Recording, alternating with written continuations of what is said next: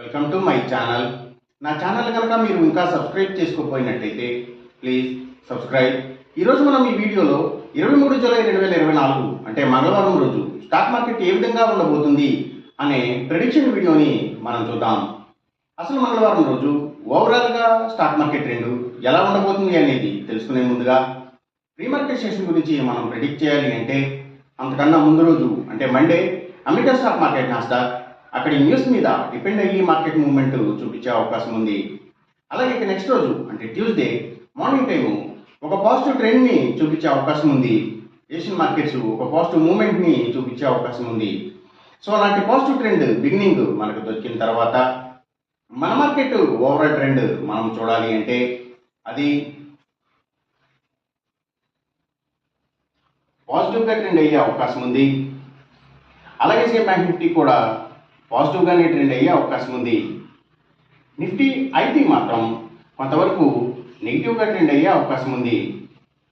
ఇక మనం intraday stock selection విషయంలో భాగంగా ముందుగా మనం గెయినర్స్ విషయం చూడాలి అంటే ఏవైతే నిఫ్టీ ఆటోమొబైల్ సెక్టర్ స్టాక్స్, అలాగే పవర్ అండ్ ఎనర్జీకి సంబంధించిన అన్ని కంపెనీల స్టాక్స్, అలాగే ట్రాన్స్పోర్ట్ బేస్డ్గా పనిచేసే కంపెనీల స్టాక్స్ అంటే tours and travels, logistic supplies, aviation stocks, so ఇలాంటి వాటి అన్నిటి స్టాక్స్, అలాగే సిమెంట్స్ కంపెనీల స్టాక్స్, ఇంకా రియల్ ఎస్టేట్ సెక్టర్ స్టాక్స్ ప్రత్యేకించి ల్యాండ్స్తో డీల్ చేసే కంపెనీల స్టాక్స్, అలాగే ఆయిల్ అండ్ న్యాచురల్ గ్యాస్కి సంబంధించిన కంపెనీల స్టాక్స్, పెట్రోకెమికల్స్కి సంబంధించిన కంపెనీల స్టాక్స్, అలాగే ఫార్మా సెక్టర్ స్టాక్స్, ఫార్మా కంపెనీల stocks, pharma and hospitals, labs ఇలాంటి వాటి స్టాక్స్, అలాగే ఫెర్టిలైజర్స్ అండ్ కెమికల్స్కి సంబంధించిన కంపెనీల స్టాక్స్, సో ఇవన్నీ కూడా మంచిగా గెయిన్ అయ్యే అవకాశం ఉంది మంగళవారం రోజున.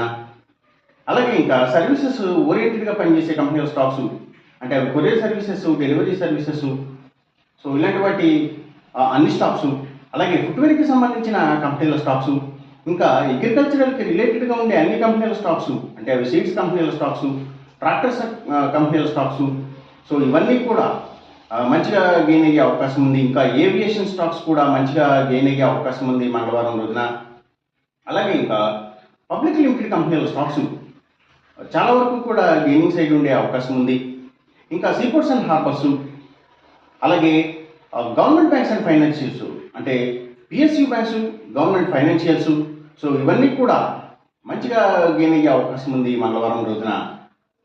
ఇక మనం ఇంట్రాడే లూజర్స్ విషయం చూడాలి అంటే ఏవైతే కమ్యూనికేషన్ సెక్టర్ స్టాక్స్, అలాగే వాటిని బేస్ చేసుకుని పనిచేసే cell phone towers, cables, internet services providers ఇలాంటి వాటి స్టాక్స్, అలాగే media sector stocks, media and television ఛానల్స్కి సంబంధించిన కంపెనీల స్టాక్స్ ఇవి ఎక్కువగా నెగిటివ్గా ట్రెండ్ అయ్యే అవకాశం ఉంది.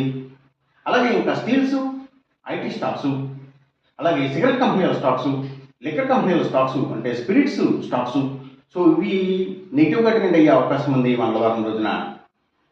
ఇక మనం ఎంసీఎక్స్ ట్రేడింగ్ విషయం చూడాలి అంటే ఏవైతే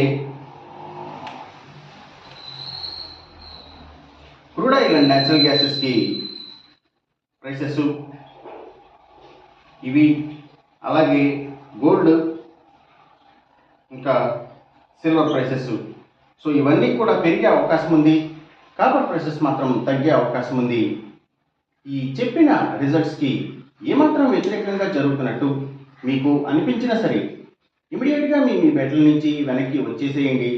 ఇది కేవలం ఒక ఆస్ట్రాలజికల్ ప్రెడిక్షన్ మాత్రమే, దయచేసి గమనించండి. అలాగే ఈ వీడియో కనుక మీకు నచ్చినట్టయితే నా ఛానల్ని సబ్స్క్రైబ్ చేయండి, అందరికీ ఈ వీడియోని షేర్ చేయండి, లైక్ చేయండి. Thank you for watching.